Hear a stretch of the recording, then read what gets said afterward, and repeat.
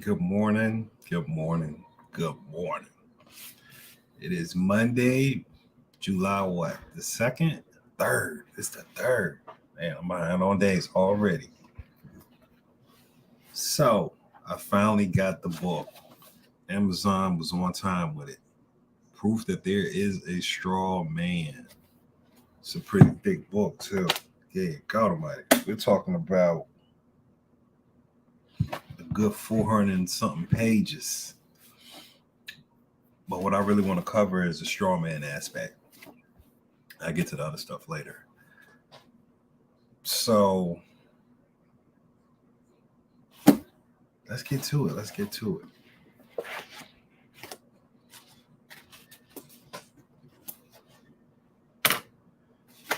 Oh man, I hope it doesn't rain. I hope it doesn't rain. 'Cause if so, I'm gonna sleep all day.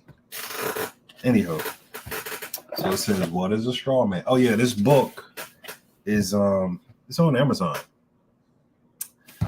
The Sovereignty Education something something is the author of this book, and they got a website. It's called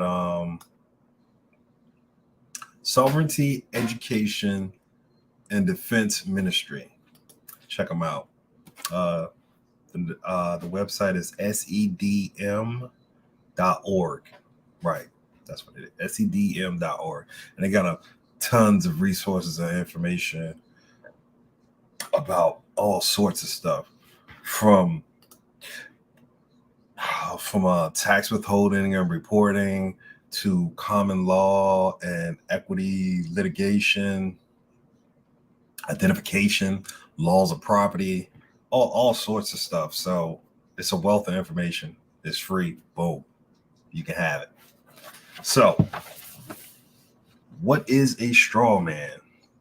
Well, the Black Law Dictionary, 6th edition, defines the straw man as follows: a front, a third party who put up in name only to take part in a transaction, nominal party to a transaction, one who acts as an agent for another for the purpose of taking title to real property and executing whatever documents and instruments the principal may direct respecting the property.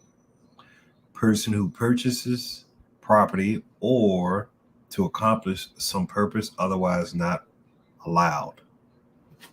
And that is in the Black Laws Dictionary, 6th edition, page 1421. You know, it's a dictionary, so it's going to have a lot of pages. So that is the definition. I didn't make it up, but let me attempt to try to break it down. The criteria for the existence of a straw man, therefore, is a commercial transaction involving involving property. Goodness, tongue tangles there. Agency of one of more persons on behalf of another person or artificial entity who accomplishes the commercial transaction. I'll say it again because it's kind of messed up. Agency of one or more persons on behalf of another person or artificial entity who accomplishes the commercial transaction. Property being acquired by a party that otherwise is not allowed or not lawful. So that is the criteria for the existence of a straw man. An example of a straw man would be the agency created when several companies were contracted privately and individually by Walt Disney to buy the land used to build Walt Disney World in Florida. Walt didn't tell the sellers who the real and final buyer was or what he was doing as a company, because if he had used his company's name, the owners would have bid up the price or not sold at all, thereby thwarted his plans. That's interesting. I didn't know that happened. Ooh. Or is this like an example? Only after he had bought the several pieces of land that he needed through intermediaries did he transfer the title for all of the pieces of land that he had bought collectively into the name of the real party and interest, which was Walt Disney Corporation. That was an example, y'all. That was an example of using the straw man to get property. So Walt Disney basically used a different name to acquire all these different properties in Florida to build what is now Disneyland. That's pretty cool. We will now analyze the three elements that form the basis from existence of the straw man in the following subsection. Wow. So this has a breakdown of the commercial. Well, wow, that's going to be hard to see. I don't know if I'll be able to. Let's see if I can see that. Because this is real fine print. Oh, hold on. That came in there pretty good. Let's see what I'm doing. There you go. Over here. Boom. It's a commercial transaction. And it's got this, let's read this. Every commercial transaction you engage in represents any exercise of your right to contract and or associated protected by the Constitution and the First Amendment. That contract can be expressed, which means in writing or orally, or implied, which means based on your conduct. Below is the definition of the term contract from the legal dictionary, which shows you how the implied contracts can be created without your knowledge or express consent. Oh, okay. This sounds good right here. Contract, a promissory agreement between two or more persons that creates, modifies, or destroys a legal relations. Then it has this court case. Buffalo Press Steel Co. versus Kerwin, 138 MD 60 113 A.628, 630, Mexican Petroleum Corporation of Louisiana versus North German Lloyd DCLA 17F 2D. Listen, there's a lot of stuff going on right here in this one. So let's just get to the nitty gritty. An agreement upon sufficient consideration to do or not to do a particular thing. An agreement between two or more parties, preliminary step in making of which is offered by one and acceptance by another, in which minds of parties meet and concur in understanding of terms. A deliberate engagement between competent parties upon a legal consideration to do or abstain from doing some act. It's an agreement creating an obligation in which there must be competent parties, subject matter, legal consideration, mutuality of agreement, and mutuality of obligation. An agreement must not be so vague or uncertain that terms are not ascertainable.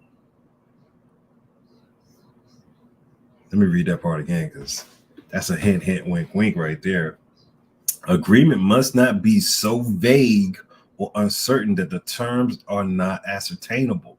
How many times have y'all read the contracts and yo, I don't get none of this jargon, indemnification. Like that's one of them when you read the EULA, right? The end user. What does it stand for? End user something. I can't remember what the other two stand for, but basically it's giving you all the layout of the rules of how to use whatever platform you sign up for, whether it's Facebook, Instagram, Twitter, TikTok, whatever. They give you this big long thing, and in there they have all these breakdowns of like copyright and all that kind of stuff. And then they have these big words and jargons that you don't really understand, but you just want to get access so you can use the platform, right? That's what I'm talking about. And a contract or agreement is either where a promise is made on one side and the Senate to on the other, or where two or more persons enter into agreement with each other by a promise on either side. Then it goes way more and more in depth. It got examples and all that kind of stuff. But yeah, that's basically the straw man. So let me recap on what a straw man is by definition of the Black Law Dictionary, just in case somebody just tuned in. Affront a third party who put up a name only to take part in a transaction. And the criteria for this straw man to be created is a commercial transaction involving a property. So basically, in my example, my mortgage for my house, an agency of one or more persons on behalf of another person or artificial entity who accomplishes the commercial transaction. The third one, property being acquired by a party that otherwise is not allowed or not lawful. And so, like, the example they gave was Walt Disney buying all his property under a different name versus his company name, which was, Walt Disney World or whatever. So he can get all the property together, because had he used Walt Disney, there would have been a bidding war, which either Walt Disney would have never came into existence, or it would have been expensive for him to get the land, basically. So that's all I got for that. I hope somebody learned something today. Besides me, I know I learned something. I'm gonna continue to read this. This is, like I said, this bad boy is packed. It's got so much. It's got court cases and other breakdowns on stuff like that. So I think I might just, I don't know. We'll see. Anywho, I hope y'all enjoy your day. Hope y'all have a great day. The sun is out right now. I got my workout in. I had a pretty good weekend. Shout out to my brother for cooking it up on the grill, Mr. Grill Master. Yeah, peace.